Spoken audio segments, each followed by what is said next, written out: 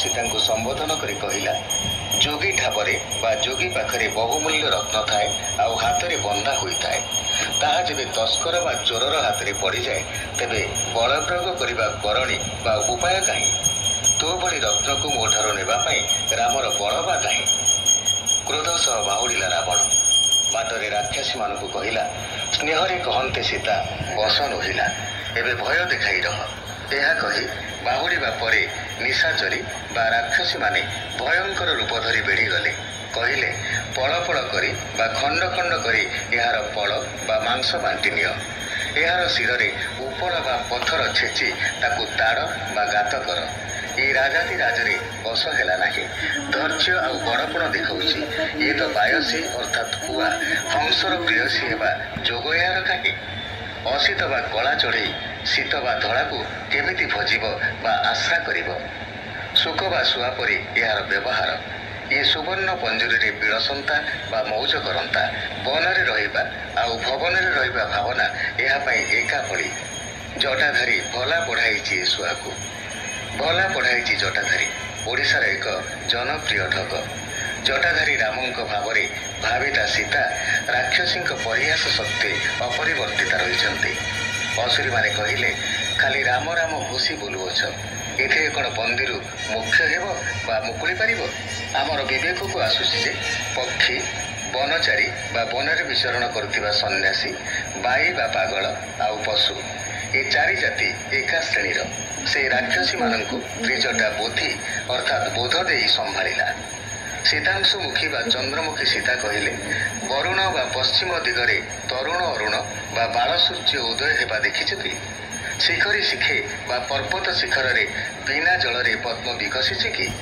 बुढ़ियाणी बा मांकड़सा सूतारे हाथी बंधा जाइछि कि एक कथा हेले मध्य वैदेहीर चित्त टळिब नाही श्रीराम बिना कोटिए कामदेव को से चाहिब नाही ये तो पामर छार यह कही मौन हेले जानकी ब्रह्मा नारद प्रकृति देवता लंकार सेवा करने को आसिले ब्रह्मा पचारे कथा कौन परिहास कर द्वारी कहला राजा को व्याधि घटी रस रत्नाकर और वैदेही रूपी पाचन औषध